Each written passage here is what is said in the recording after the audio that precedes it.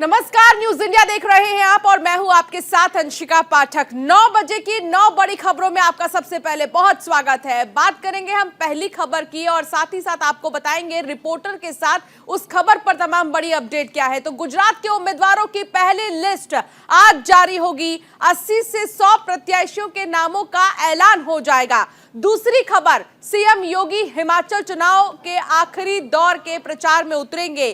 तीसरी खबर, हिमाचल के दौरे पर कांग्रेस महासचिव प्रियंका गांधी। चौथी खबर, आम आदमी पार्टी एमसीडी चुनाव के लिए दिल्ली की जनता को 10 गारंटी देगी। पांचवी खबर, गुजरात में बीजेपी के कई बड़े नेता चुनाव नहीं लड़ेंगे। और ऐसे में छठी खबर, महाठग सुकेश चंद्रशेखर ने एक और लेटर बम फोड़ा है, जेल में बताया जान का खतरा। सातवीं खबर, राजस्थान G20 देशों की अध्यक्षता करेगा भारत। और ऐसे में आठवीं खबर, मुख्यमंत्री हेमंत सोरेन को लेकर। और साथ ही आपको बता दें कि दूसरी बार समन भेजा गया है ईडी की तरफ से, 17 नवंबर को बुलाया गया है। नौवीं खबर, देहरादून में नए मतदाता बनाए जाने को लेकर निर्वाचन आयोग का अभियान शुरू हो गया है। 18 के हो गए हैं तो बनवा लें अपना निर्वाचन पत्र। तो ये 9 बड़ी खबरें और विस्तार से हमारे तमाम रिपोर्टर्स आपको बताएंगे तमाम बड़े बड़े अपडेट इन तमाम खबरों पर। तो ये देखिए, ये 9 रिपोर्टर हमारे पहले पीयूष शुक्ला हमारे साथ दिल्ली से जुड़ गए हैं, शेखर त्रिवेदी लखनऊ से हमारे साथ जुड़ गए हैं, इसके अलावा जसबीर सिंह हमारे साथ हिमाचल प्रदेश से जुड़े हैं। इतना ही नहीं, अली शरर नोएडा से हमारे साथ जुड़े हैं, दिल्ली की भी तमाम खबरें हमें बताएंगे वो। मेहुल झाला अहमदाबाद से हमारे साथ जुड़ गए हैं, नमित त्यागी दिल्ली से, दीपक चावला जयपुर से खबरों पर बताएंगे तमाम अपडेट, कमल कुमार रांची से हमारे साथ जुड़ गए हैं और साथ ही हितेश त्यागी देहरादून से मेरे सहयोगी मेरे साथ जुड़े हैं। तो ये तमाम जो ग्राउंड जीरो के हीरो हैं, तमाम अपडेट आप तक पहुंचाएंगे। लेकिन बात सबसे पहले बड़ी खबर की होगी, गुजरात चुनाव से जुड़ी बड़ी खबर। बीजेपी आज प्रत्याशियों के नामों का ऐलान करेगी। पहली सूची में 80 से 100 नाम हो सकते हैं। सुबह 10 बजे प्रेस कॉन्फ्रेंस कर सकती है भारतीय जनता पार्टी।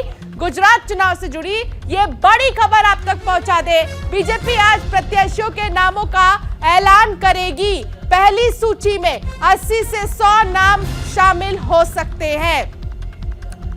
तो सुबह 10 बजे प्रेस कॉन्फ्रेंस कर सकती है भारतीय जनता पार्टी और अपनी पहली सूची में ही 80 से 100 नामों के ऐलान आज भारतीय जनता पार्टी कर सकती है। तो तमाम मंथन का दौर देखा गया और बैठकें हुई हैं पिछले कई दिनों में और उसके बाद जाकर आज अपने प्रत्याशियों की लिस्ट जारी कर सकती है भारतीय जनता पार्टी।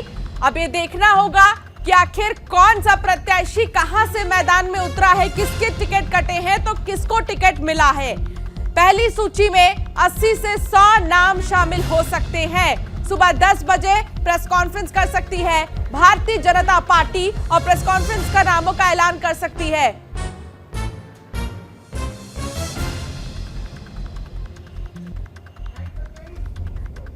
पीयूष शुक्ला मेरे सहयोगी मेरे साथ जुड़ गए हैं।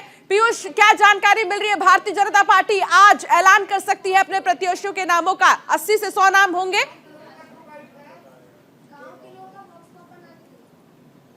भारतीय जनता पार्टी गुजरात के पहले चरण के जो चुनाव होने हैं उनके जो प्रत्याशी हैं उनकी सूची लगभग भारतीय जनता पार्टी आज जारी कर देगी, क्योंकि कल देर रात केंद्रीय चुनाव समिति की बैठक खत्म हुई। उसके बाद गुजरात कोर ग्रुप की बैठक शुरू हो गई थी, जिस बैठक में खुद जेपी नड्डा, अमित शाह, बीएल संतोष, उसके अलावा गुजरात के 2 कैबिनेट मंत्री मौजूद थे, मनसुख भाई मांडविया और पुरुषोत्तम रूपाला, और साथ में सीआर पाटिल जो गुजरात के प्रदेश अध्यक्ष हैं, और उनके साथ थे सीएम भूपेंद्र पटेल।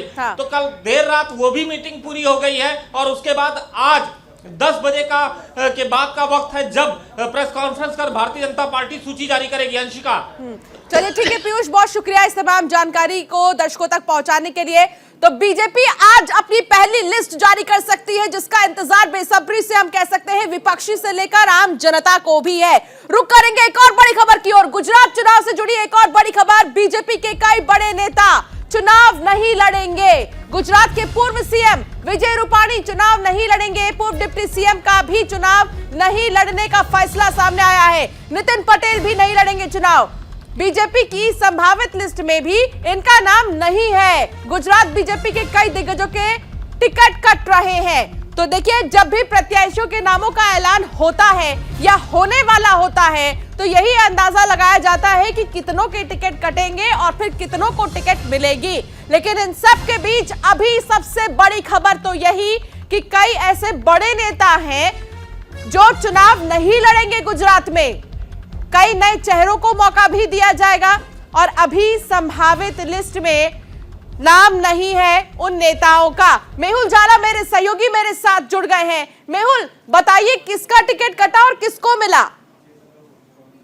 देखिए, 10 बजे सुबह भारतीय जनता पार्टी अपनी पहली सूची तकरीबन 100 से 125 नाम होने की संभावना है वो घोषित करेगी। चूंकि 14 तारीख को नामांकन करना है पहले चरण के चुनाव का, जो कि 1 दिसंबर को है, और दूसरा चरण 5 दिसंबर को है, जिनका नामांकन 17 के करीब करना है। मैं आपको बताऊं कि कुछ जो भारतीय जनता पार्टी के कुछ वरिष्ठ नेता हैं, जिसमें पूर्व मुख्यमंत्री विजय रूपानी, डिप्टी सीएम रहे पूर्व नितिन पटेल, प्रदीप सिंह जडेजा जो कि गृह राज्य मंत्री थे, ऐसे 14 नाम है, जयद्रथ सिंह परमार है, कुमार कानानी है। इन लोगों ने लिख के दे दिया है कि हम चुनाव नहीं लड़ेंगे, भारतीय जनता पार्टी से इस बार हम चुनाव नहीं लड़ेंगे, ऐसी उन्होंने अपनी इच्छा स्वघोषित रूप से पार्टी को एक खत लिखकर दिया हुआ है।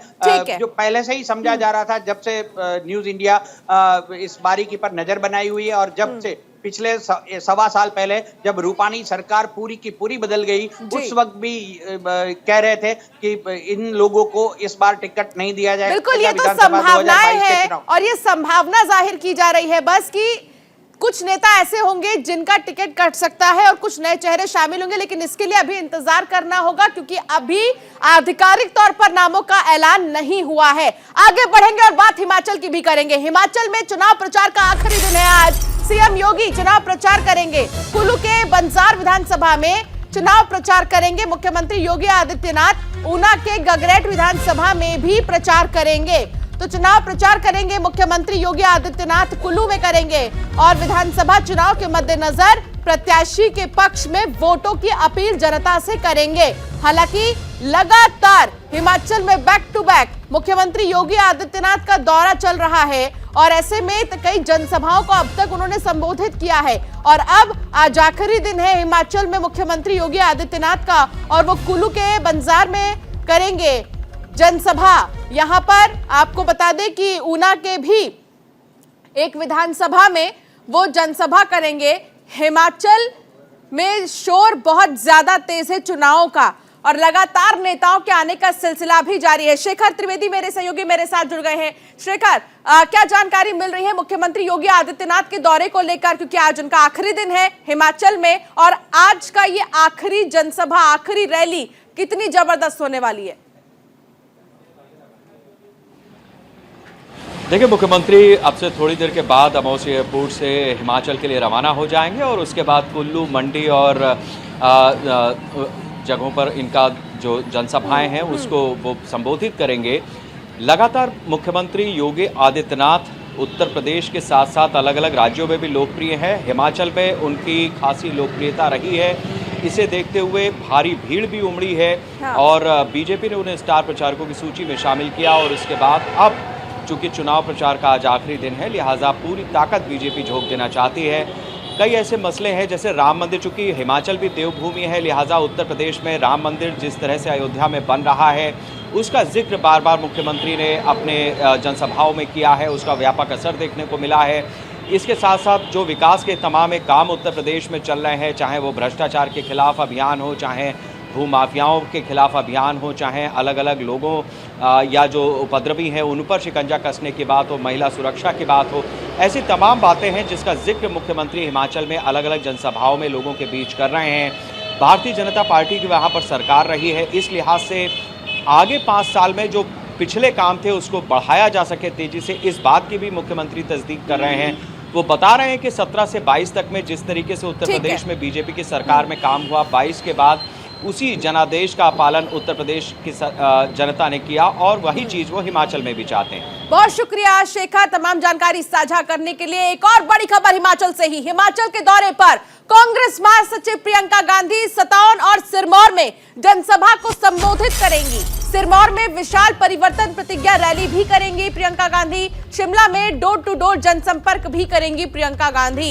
हिमाचल प्रदेश में मतदान की तारीख अब दूर नहीं है। 68 विधानसभा सीटों वाले राज्य में 12 नवंबर को मतदान होना है। सभी राजनीतिक दल अपनी जीत पुख्ता करने के लिए जनता से अपने उम्मीदवारों के पक्ष में वोट देने की अपील कर रहे हैं। कांग्रेस नेता राहुल गांधी के भारत जोड़ो यात्रा में व्यस्त होने के चलते अब कांग्रेस की महासचिव प्रियंका गांधी ने हिमाचल विधानसभा चुनाव प्रचार की कमान संभाल ली है। अब ऐसे में आज प्रियंका गांधी हिमाचल के दौरे पर रहेंगी। हिमाचल के सिरमौर में 97 जनसभा को संबोधित करेंगी प्रियंका गांधी और सिरमौर में विशाल परिवर्तन प्रतिज्ञा रैली भी निकालेंगी। दोपहर के बाद प्रियंका गांधी शिमला में डोर टू डोर जनसंपर्क कर जनता से कांग्रेस को वोट देने की अपील करेंगी। जसबीर मेरे सहयोगी मेरे साथ जुड़ गए हैं। जसबीर, क्या जानकारी मिल रही है प्रियंका गांधी के दौरे को लेकर? जैसे ही चुनाव का समय नजदीक आ रहा जा रहा है, क्योंकि 12 तारीख को हिमाचल में चुनाव है, तो प्रियंका गांधी जो कांग्रेस को कर रही है, तो आज जितने भी शिमला में डोर टू डोर करने जा रही है। और जैसे ही आज क्योंकि हिमाचल में शायद 10 तारीख के बाद यहाँ पे चुनाव जो प्रचार है वो थम जाएगा, तो आज प्रियंका गांधी घर घर जाकर वोट मांगने की प्रक्रिया शुरू कर रही है। और जैसे जैसे हिमाचल में चुनाव के दिन नजदीक आ रहे हैं, जिसकी वजह से जितने भी दिग्गज है कांग्रेस के चाहे वो बीजेपी के, वो सभी के सभी आज पूरा जोर लगाएंगे, क्योंकि आज के बाद यहाँ पे चौन प्रचार थम जाएगा। और प्रियंका गांधी ने पूरी कमान अपने हाथ में थाम रखी है, क्योंकि हिमाचल में हमेशा देखने को मिला है कि कभी सरकार 5 साल सरकार बीजेपी की रहती है और 5 साल सरकार कांग्रेस की। और कांग्रेस बिल्कुल, क्या इस ट्रेंड को खत्म करने में कामयाब होगी कांग्रेस पार्टी? क्योंकि अभी मौजूदा समय में बीजेपी की सरकार है वहां पर, और ये देखना होगा कि क्या चमत्कार होगा या फिर राजनीतिक दल कितना जोर आजमाइश इस बार हिमाचल में करते हैं। बहुत शुक्रिया जसबीर इस तमाम जानकारी को दर्शकों तक पहुंचाने के लिए। तो हिमाचल का दौरा है आज प्रियंका गांधी का, लेकिन बढ़ेंगे आगे खबरों की ओर, जहां महाठग सुकेश चंद्रशेखर का 5वां खत। दिल्ली के एलजी को सुकेश ने खत लिखा है। तिहाड़ से दूसरे जेल में शिफ्ट करने की गुहार लगाई है। दिल्ली से बाहर किसी दूसरे जेल में भेजने की गुहार लगाई है। पत्नी को भी दूसरे जेल में भेजने की अपील सुकेश चंद्रशेखर ने की है। तिहाड़ से दूसरे जेल में शिफ्ट करने की बात की है। जान का खतरा बताते हुए उन्होंने चिट्ठी में जिक्र किया है कि मुझे शिफ्ट किया जाए दूसरे जेल में दिल्ली से बाहर। पत्नी को भी दूसरे जेल में भेजने की उन्होंने अपील की है। महाठग Sukesh Chandrashekhar back to back खत लिख रहे हैं एलजी को, और अब ये 5वां खत है जिसमें उन्होंने अपने ही जान के लिए खतरा बताते हुए कहा है कि जेल चेंज किया जाए, तिहाड़ से दूसरे जेल में उन्हें शिफ्ट किया जाए। ये गुहार उन्होंने दिल्ली के एलजी से लगाई है और पत्नी को भी उन्होंने दूसरे जेल भेजने की अपील की। अली शरर मेरे सहयोगी मेरे साथ जुड़ गए हैं। अली, क्या जानकारी मिल रही है? ये 5वां खत, 5वां लेटर बम, लेकिन इस बार इस लेटर में सुकेश चंद्रशेखर ने अपने लिए कहा है कि उनको जान का खतरा है जिसके लिए उन्हें शिफ्ट किया जाए।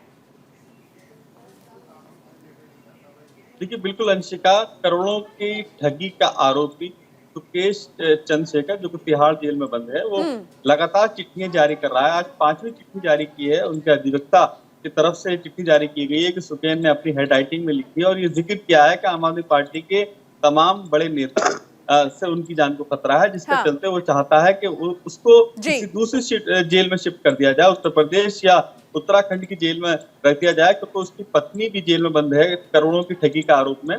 तो लीना जो उनकी पत्नी है सुकेश की, उसने जिक्र किया है कि मैं और मेरी पत्नी को जान से मारने की लगातार धमकी दी जा रही है, जिसमें सत्येंद्र जैन की बड़ी भूमिका है। यानी कि आम आदमी पार्टी के तमाम नेताओं का जिक्र एक बार फिर किया है अंशिका। देखिए, क्योंकि बैक टू बैक वो लेटर लिख रहे हैं एलजी को, और इस बार उन्होंने लेटर जो लिखा है वो अपने लिए ही, अपनी सुरक्षा के लिए लिखा है। बहुत शुक्रिया अली तमाम जानकारी साझा करने के लिए। अब बात करेंगे एमसीडी चुनाव को लेकर, जहां एमसीडी चुनाव के लिए आम आदमी पार्टी वादों का ऐलान करेगी। सीएम केजरीवाल आज 10 वादों की घोषणा करेंगे। वोटर्स को लुभाने के लिए कर सकते हैं अहम ऐलान। दिल्ली वालों से केजरीवाल की गारंटी की घोषणा करेंगे।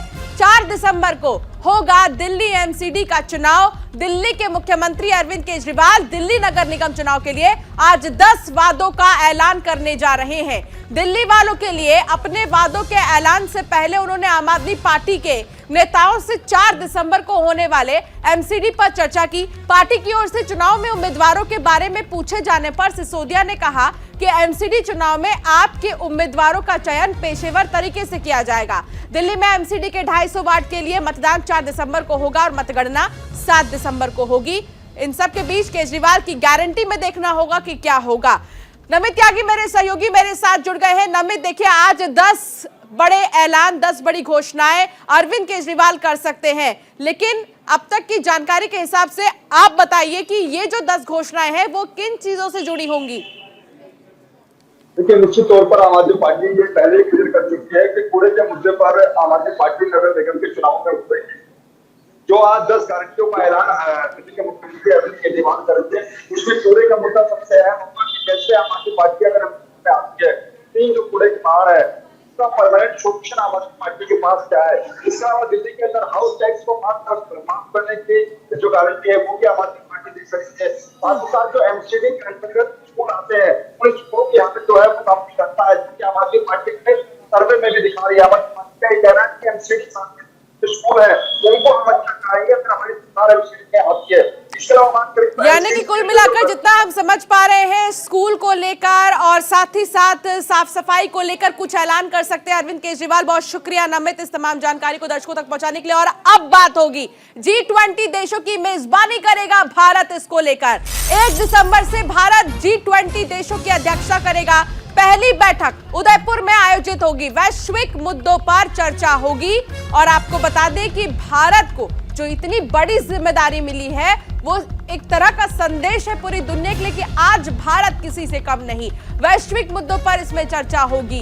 विश्व के तमाम बड़े अहम मुद्दे जिन पर चर्चा होगी, G20 देशों की मेजबानी भारत करेगा। और G20 देशों में कई ऐसे बड़े बड़े देश हैं जो शामिल हैं जिनसे भारत के रिश्ते जबरदस्त हैं और आने वाले समय में और मजबूत हो जाएंगे। इस पूरे समिट की मेजबानी क्योंकि भारत कर रहा है, ऐसे में कहा जा सकता है कि आने वाले समय में विकास को और गति मिलेगी और कई चीजों पर चर्चा भी संभव है। दीपक चावला मेरे सहयोगी मेरे साथ जुड़ गए हैं। दीपक, देखिए G20 देशों की मेजबानी भारत करेगा, ये किसी बड़े अचीवमेंट से कम नहीं है भारत के लिए। पहले से ही G20 में जितने भी देश आते हैं उनसे रिश्ता बहुत मजबूत है भारत का, लेकिन अब और भी ज्यादा मजबूत हो जाएगा। क्या तैयारियां हैं उदयपुर में?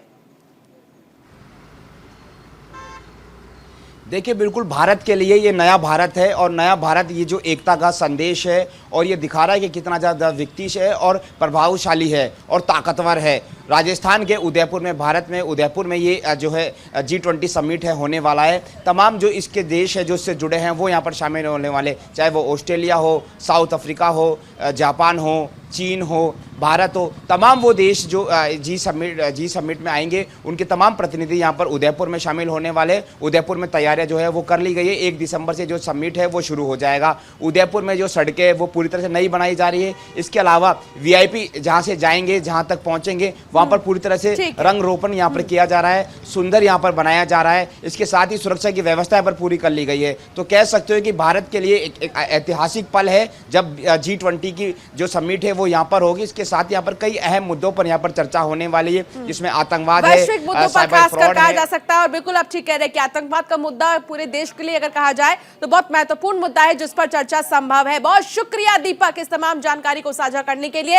अब बात होगी झारखंड की, और झारखंड की भी बात होगी अवैध खनन घोटाला को लेकर, जहां सीएम हेमंत सोरेन को दूसरी बार समन भेजा गया है। सीएम सोरेन को दूसरी बार ईडी का समन। हेमंत सोरेन को ईडी ने 17 नवंबर को बुलाया है। 3 नवंबर को ईडी पूछताछ कर चुकी है। सीएम सोरेन ने 3 सप्ताह का समय मांगा था। राज्य के मुख्यमंत्री हेमंत सोरेन को दूसरी बार समन भेजकर ईडी ने 17 नवंबर को बुलाया है। ऐसे में एक बार फिर सियासी सरगर्मी तेज हो गई है। पिछली बार 3 नवंबर को ईडी ने समन के माध्यम से मुख्यमंत्री को पूछताछ के लिए बुलाया था, लेकिन मुख्यमंत्री नहीं गए और उनके द्वारा ईडी से 3 सप्ताह का समय मांगा गया था। और अब दोबारा बुलाए जाने पर भाजपा ने तंज कसते हुए कहा है कि मुख्यमंत्री इस बार कौन सा बहाना बनाते हैं। कमल कुमार मेरे सहयोगी मेरे साथ जुड़ गए हैं। कमल, देखिए बीजेपी का कहना है कि देखना होगा कि इस बार मुख्यमंत्री कौन सा बहाना बनाते हैं, लेकिन ये तो एक तरह से अगर कहा जाए कि संवैधानिक कार्रवाई है और उसको उस तरीके से देखा जाएगा। अब क्या जानकारी मिल रही है इस पूरे मामले को लेकर? कल जारी किया गया है ईडी के द्वारा और समन जारी करके सीधे तौर पर 11 बजे 17 नवंबर को फिर से मुख्यमंत्री को बुलाया गया है अवैध खनन जो मामला है उससे जुड़े उसको लेकर के। पिछली बार 3 नवंबर को बुलाया गया था, जिसके बाद जो व्यस्तम कार्यक्रम का हवाला देकर 3 सप्ताह का समय मांगा गया था। अब देखना ये दिलचस्प होगा कि मुख्यमंत्री की ओर से क्या कुछ इस बार अपनी बातों को रखा जाता है, वह ईडी कार्यालय जाते हैं या नहीं जाते हैं, ये देखने वाली बात होगी। वहीं विपक्ष को एक और मौका मिल गया है कि वो जो हेमंत सरकार है और मुख्यमंत्री पर सीधे तौर पर हमला बोल रहे हैं। पिछले दिनों जब 3 नवंबर को बुलाया गया था उस समय मुख्यमंत्री और जो कार्यकर्ता थे झारखंड मुक्ति मोर्चा के और गठबंधन दल के कार्यकर्ता थे, उन्होंने आक्रोश भी जाहिर किया था कि कहीं ना कहीं केंद्र की भाजपा सरकार के द्वारा ईडी पर दबाव बनाकर और जानबूझकर के ऐसी कार्रवाई की जा रही है ताकि सरकार अस्थिर हो और जो विकास के काम है वो बाधित हो। तो कहीं ना कहीं सत्ताधारी दल और विपक्ष दोनों आमने सामने आ गया है ईडी के समन को लेकर के। और अब देखना ये होगा कि 17 नवंबर को फिर क्या करते हैं। बिल्कुल ये देखना होगा कि 17 नवंबर के लिए क्या कहते हैं हेमंत सोरेन। बहुत शुक्रिया कमल इस तमाम जानकारी के लिए। तो झारखंड के बाद अब पहाड़ों की बात होगी। उत्तराखंड में विशेष अभियान शुरू होगा। 18 साल के होने वाले हैं तो आप अपना निर्वाचन पत्र बनवा लें। 19, 20 नवंबर और 3 और 4 दिसंबर को विशेष अभियान चलेगा। निर्वाचन आयोग ने प्रेस कॉन्फ्रेंस कर इस बात की जानकारी दी है, यानी कि अब उत्तराखंड के कुल वोटरों में नए वोटरों की लिस्ट जुड़ जाएगी। जो 18 साल से ऊपर हो गए हैं वो अपना वोटर आईडी बनवा सकते हैं, वो भी वोट डाल सकते हैं। उत्तराखंड में विशेष अभियान की शुरुआत होगी जिसमें की अपील की जा रही है कि ज्यादा से ज्यादा युवा इसमें भाग लें। हितेश त्यागी मेरे सहयोगी मेरे साथ जुड़ गए हैं। हितेश देखिए 19-20 नवंबर को जितने भी लोग हैं 18 साल के ऊपर जो युवा हैं उनसे ये कहा जा रहा है कि वो अपना निर्वाचन पत्र बनवा लें। हालांकि ये बहुत जरूरी है कि हर किसी का एक वोटर आईडी कार्ड होना चाहिए ताकि वो अपने वोटों का इस्तेमाल कर सके राज्य की विकास के लिए, राज्य की तस्वीर बदलने के लिए। हितेश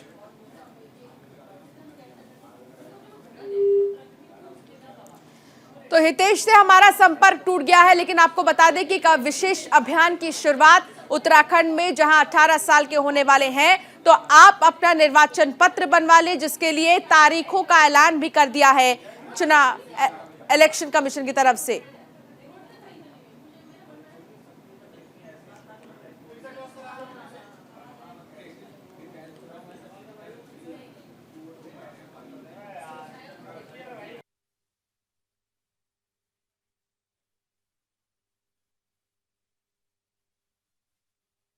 गए मेरे सहयोगी मेरे साथ। हितेश क्या जानकारी मिल रही है निर्वाचन पत्र को लेकर, कैसे युवा जो है निर्वाचन पत्र बनवा सकेंगे, इसके लिए कहां पर केंद्र बनवाए गए हैं, जानकारी दें।